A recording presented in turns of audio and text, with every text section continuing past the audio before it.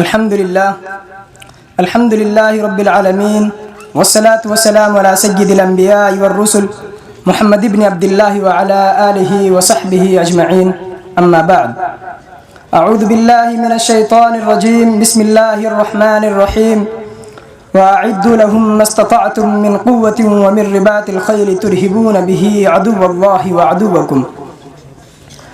آج کے اس پروقار اجلاس کے صدر باوقار اور شہنشین پر جلوہ افروز جہان علم کے آفتاب و مہتاب نیز معزز سامعین کرام، بہت سے حساس مسائل ایسے ہوتے ہیں جن کو نہ چاہتے ہوئے بھی موضوع بحث بنانا پڑتا ہے.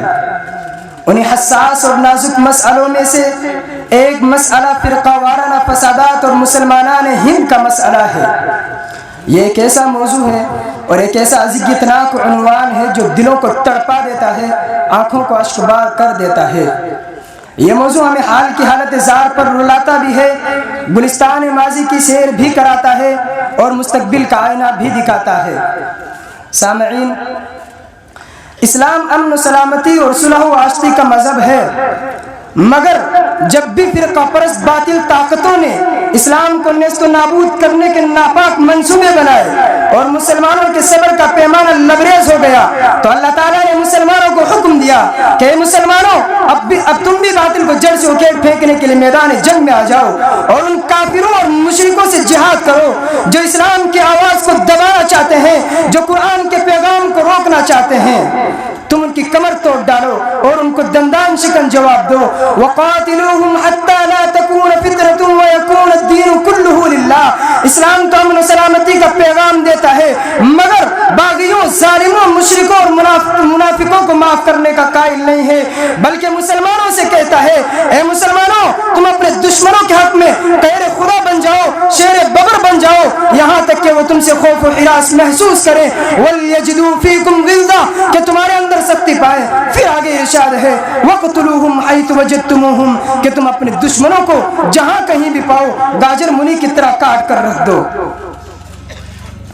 مسلمانوں اور ملت کے نوجوانوں، اب باطل سر چڑھ کر بولنے لگا ہے.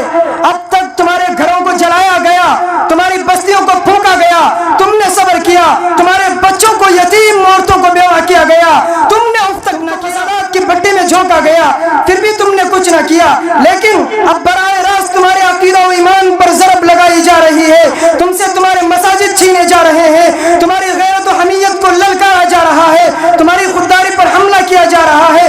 بتاؤ، کیا کسی مسلمان کی غیرت و حمیت اس بات کو برداشت کر سکتی ہے؟ کیا کسی مسلمان کو یہ گوارا ہو سکتا ہے کہ اس کے ایمان کا سودا کیا جائے، اس کے عقیدے پر حملہ کیا جائے اور مسلمان خاموش رہے؟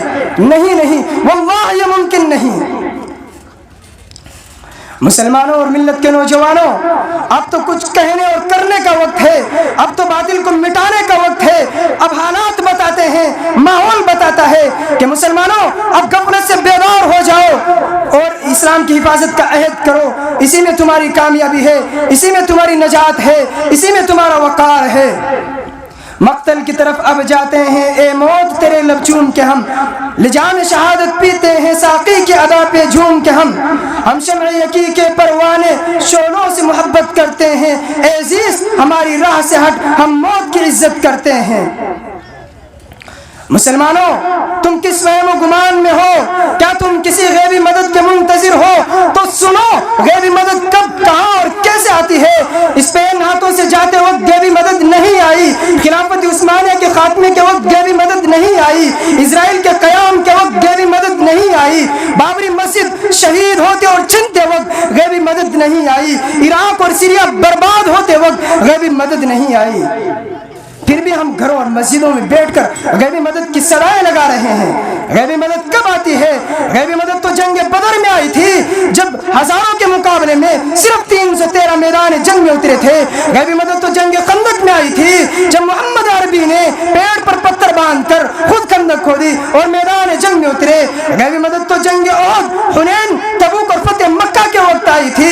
غیبی مدد تو عمر بن خطاب، خالد بن ولید، طارق بن زیاد، صلاح الدین ایوبی، محمد بن قاسم، ارطغرل بن سلیمان جیسے غازیوں اور جیانوں کے پاس آئی تھی.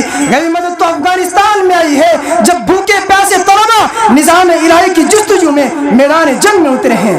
اور ہم ہیں کہ طاغوتی نظام پر خوش ہو کر غیبی مدد کا انتظار کرتے ہیں۔ وآخر دعوانا الحمدللہ رب العالمین۔